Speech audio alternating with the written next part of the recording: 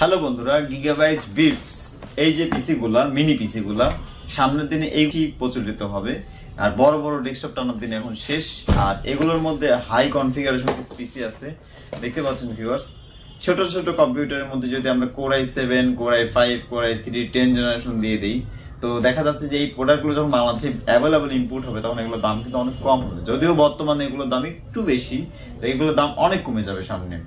আর এই প্রোডাক্ট নিয়ে আজকে আমি একটু ছোটখাটো কথা বলবো। তার আগে আনবক্সিং এর মধ্যে আমি সহজে দেখিয়ে দিব যে এর মধ্যে কি আছে। ভিউয়ার্স, প্রত্যেকটা গিগাবাইট ব্রিক্স এর মধ্যে একটা মাউন্ট থাকে ব্যাক সাইডের জন্য। এই মাউন্টটা খুব সহজে একটা মনিটর পেছন সাইডে স্ক্রু দিয়ে আটকায়। এখানে দেখতে পাচ্ছেন একটি পয়েন্ট, এই পয়েন্টটা জাস্ট এখানে দিয়ে এখানে লক করে দেওয়া যায় খুব সহজেই। এই যে মানে এটা মাউন্ট পিসির পিছনে এভাবে লাগাই দিলেই এটা কি হয়, পিসিটা রেডি হয়ে যায়। তো মনিটরের HDMI টা যখন এর সাথে লাগানো হবে তখন পিসির সাথে যখন এটা সেট করা হয় পেছন সাইডে এটা এভাবে সেট করে দেওয়া হয়, তখন কি হয় তেমন কোনো ইফেক্ট পেতে হয় না বা তেমন কোনো বেগ পেতে হয় না সেই পিসির ক্ষেত্রে।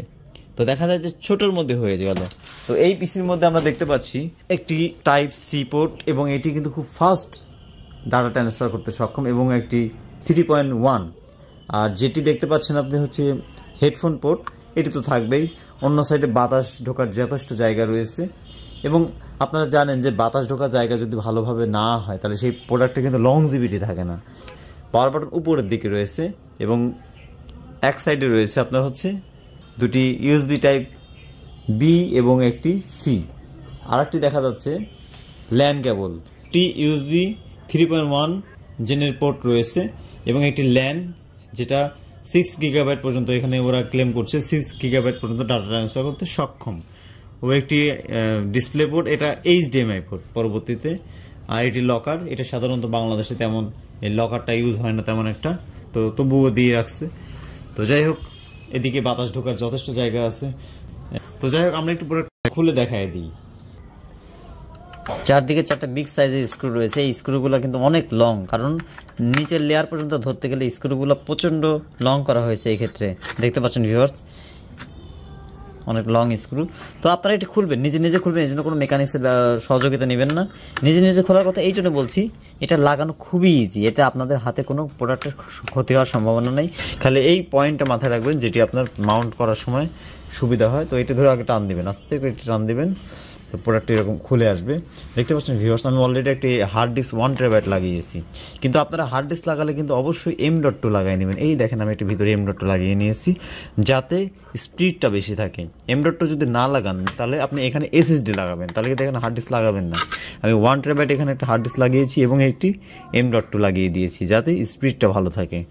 তো ভিউয়ার্স, সেই সাথে আমাদের র্যামের 2টা স্লট আছে, এখানে DDR4 এর র্যাম সাপোর্ট করে। তো আমি এটাতে DDR2টা র্যাম লাগাবো, এটার পারফরমেন্স টেস্ট করব। তবে এইটার প্রাইসটা অনেক কম, কারণ এটি হচ্ছে 10 জেনারেশনের আপনার সেলেরন, যার ক্যাশ মেমোরি 4 MB। আচ্ছা, একটা কথা বলি, সেলেরন জন্য যেটা স্পিড কম হবে সেটা কিন্তু নয়, এটা কিন্তু স্পিড অনেক ভালো, কারণ এটা হচ্ছে জেনারেশনের দিক দিয়ে আপনার এই ক্লক স্পিডটা কিন্তু অনেক বেশি আছে। তো চলুন আমরা স্ক্রিনের ভিতর ঢুকে পড়ি, এটা আমরা একটু দেখাই দিই আসলে এটার কনফিগারটা আসলে কেমন হবে, তখন আপনি বুঝতে পারবেন। তো আমি একটিতে 2টি 8GB বা একটি 8GB লাগিয়ে নিব। 8GB এনাফ মনে করছি সেলেরনের জন্য। তো আমরা এখন স্ক্রিনের মধ্যে বাদবাকিটুকু দেখব। হ্যাঁ বন্ধুরা, আমরা পিসিটা সেট আপ দিয়েছি এবং কনফিগারটা খুব সংক্ষেপে দেখতে চাচ্ছি। তো এই পিসিটা আমি অনেক লোড দিয়েছি। সাধারণত আমি যেটা দেখেছি যে USD গ্রাফিক্স, আপনার টাস্ক ম্যানেজারে দেখতে পারবেন এটা USD গ্রাফিক্স আছে। এবং সবচেয়ে মজার ব্যাপার হলো আমি ক্যামতাশিয়াতে কাজ করে দেখেছি এই পিসিতে, মোটামুটি ভালো স্পিড বলতে গেলে, ভালো বলতে ব্রাউজ করতে আমি সবচেয়ে ভালো স্পিড পেয়েছি। কিন্তু সমস্যা হয়েছে এটাতে যখন র্যান্ডার চাপিয়েছি তখন দেখছি খুব স্লো কাজ করে র্যান্ডারের ক্ষেত্রে ভিডিও। তার মানে ভিডিও এডিটিংয়ের ক্ষেত্রে খুব ভালো একটা পারফরমেন্স না দিলেও ব্রাউজিংয়ের ক্ষেত্রে কিন্তু খুব ভালো পারফরমেন্স পেয়েছি আমি যে কোনো ইয়াতে ক্লিক করলাম ল্যাগ মুক্তভাবে আমি মোটামুটি কাজ করেছি, আমার তেমন একটা অসুবিধা হয়নি। মোটামুটি 10 জেনারেশনের সেলেরন প্রসেসরটাকে ভালোর কাতারেই ফেলবো আমি সেই অনুপাতে। আশা করি আপনারা উপকৃত হলে আমাদেরকে লিখবেন যে আসলে কোন কোন কাজ করা যাবে, কোন কোন, যেমন ফ্রিল্যান্সাররা অনেক সময় অনেক প্রশ্ন করেন বটে, তাদের জন্য বলছি ফ্রিল্যান্সিং করতে গেলে এটা আপনারা নিশ্চিন্তে নিতে পারেন। এই গিগাবাইট ব্রিক্স এবং গিগাবাইটস বা অন্যান্য MSI যে কোম্পানিগুলো আছে, এগুলো আপনারা কোন কোন প্রোডাক্ট দেখতে চান আমাদেরকে লিখবেন। আমরা আনকমন প্রোডাক্ট আপনাদের সামনে হাজির করতে সব সময় প্রস্তুত। অবশ্যই আমাদের সাথে থাকবেন, ভালো থাকবেন।